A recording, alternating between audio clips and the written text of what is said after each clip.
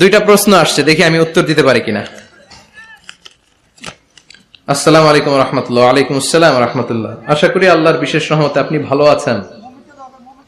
হুজুর, আপনার কাছে আমার দুটি প্রশ্ন জানতে চাই, যথাযথ উত্তর প্রদানে আপনার কাছে কৃতজ্ঞ থাকবো। আমাদের দেশে প্রচলিত যে খতমে কোরআন রয়েছে সেটা বেদাত কিনা? যদি বেদাত হয় সেটা সম্পর্কে আমাদের করণীয় কি? 6 ঘন্টা 8 ঘন্টা হাফেজ এনে কোরআন খতম দেয়া হয়, এই পদ্ধতিতে আল্লাহ রাসূলের জামানায় ছিল না। কোরআন আপনি নিজে পড়বেন, কোরআন আপনি ভাড়া করে এনে বাবার জন্য কান্নাকাটি করানোর কোনো দরকার নাই।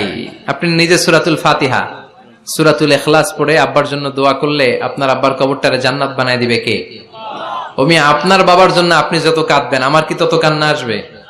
আপনি আমার যতই বলেন হুজুর আমার আব্বার জন্য একটু দোয়া করেন, একটু, আমি যতই দোয়া করি আপনার আব্বার জন্য কি আমি কাঁদবো?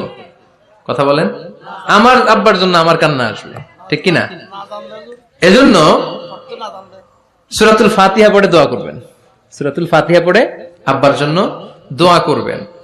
আচ্ছা, আপনারা একটু উত্তর দেন তো, বিষ্ণু ঈসা ইসলাম খাদিজাতুল কুবরাকে ভালো কি বেশি বাসতো না কম বাসতো? খাদিজাতুল কুবরার ইন্তেকালের পরে সাহাবাদেরকে নিয়ে কোরআন খতম হয়েছে? হয় নাই। ফাতেমাতুজ জোহরা উনি আগে মারা গিয়েছেন, সাইয়েদনা আলী ইন্তেকাল করেছেন পরে, হাসান হুসাইন বেঁচে ছিল, উনি কি ওনার আম্মার জন্য কোরআন খতম করেছে এইভাবে?